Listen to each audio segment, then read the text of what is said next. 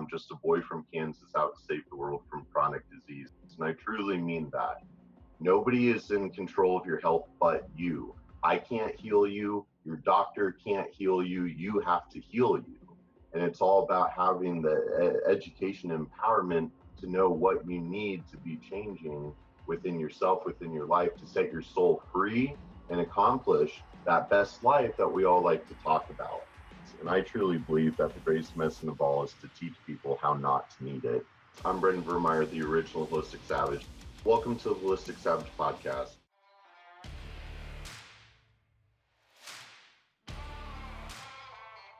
I love the grind. I love kettlebells because there's grind moves and there's stamina moves. And I love the grind moves because that's just how my brain is wired. But I can't grind all the time, you know?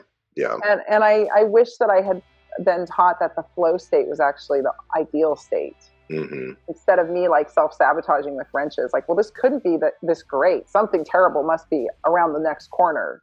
So I might as well throw a wrench in this and make it 10 times harder, you know? Yeah, I like that a lot because I definitely am a grinder. Like I remember I won an award in high school wrestling. I was not the best wrestler, but I never gave up. And I just always kept moving, kept grinding. Like, you know, I mean, you might beat me, but like, you're not going to stop me. I'll just keep coming at you, you know? And yeah, I definitely have been addicted. That was a hard learning curve for me coming into adulthood, was learning how to, like, Brendan, you don't always have to beat the shit out of yourself, man. Like, what are you doing? At some point it becomes just self-abuse, but you know, you start kind of equating pain with progress. You know?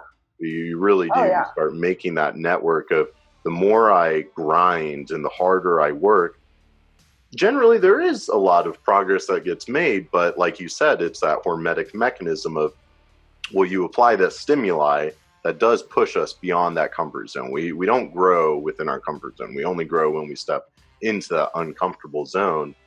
But you know, you don't grow while you're grinding. You only grow and progress when you recover from the grind, you know? Yes, the magic is in the rest. And it's so hard for me. I know, I think it's why you and I resonate, because we both do that. I know we both do that. For me, there was actually pleasure in pain.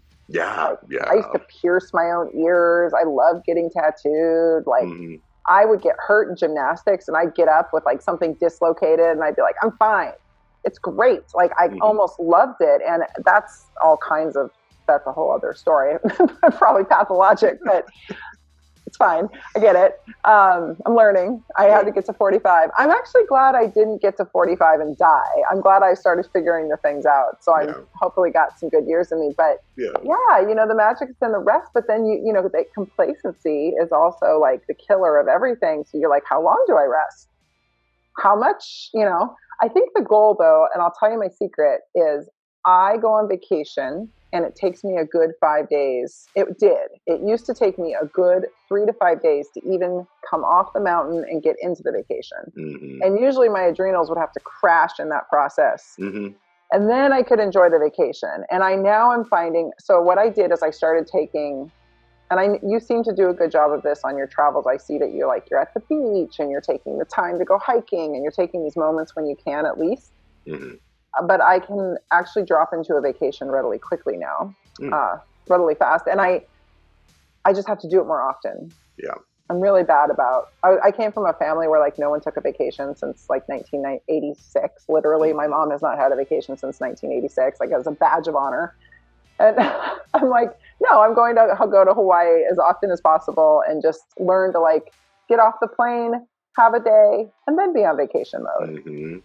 Oh, absolutely. Yeah. And, you know, we are in this culture of like, we definitely glorify busyness. You know, and it's not glorified to, even though like meditation is probably more popular than ever in one way, but sitting with yourself and not doing something active and constructive is like, what are you, lazy?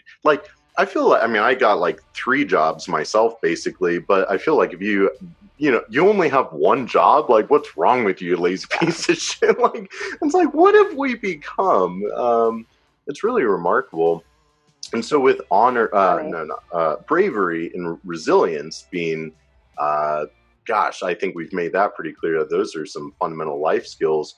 So then let's chat a little bit, and we'll start wrapping up with, we're both entrepreneurs, right? And certainly I think we both, you've got your tribe, I've got my tribe, and I do think we've done both a good job of, being brave, putting ourselves out there. And so I'd love to hear your thoughts on like how all of this stuff we're talking about really relates to being an entrepreneur, because holy cow, talk about just forging your own path in this crazy society of ours. Yeah, well, I was thinking about that before we got on here, and one of my business coaches is Ed Rush, and he's a dear friend of mine. I adore him, and he was a Marine. He was an F-18 fighter pilot, and he always talks about my mission. And I have a mission. I've always had a very clearly defined mission. I know you have a mission too.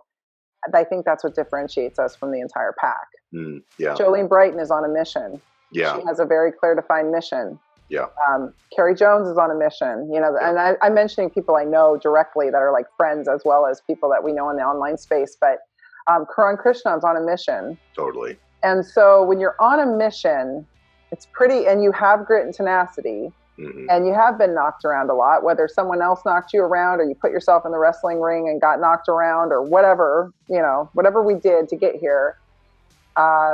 When you have a mission and you remember that mission and you write that mission down, it's pretty hard for people to dissuade you from it or knock you off of it. And the other thing that I will say is that my coach taught me this too. He's like, if it's not in alignment with your mission and it's not easy and light, then it's a no.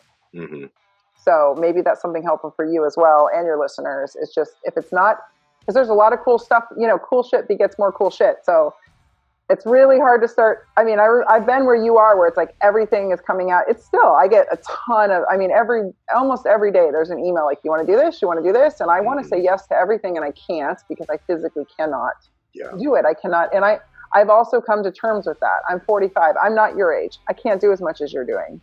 I can't grind as hard and travel as much anymore. I'm okay with that because there's other things I can do that are cool, that are afforded to me at this age group.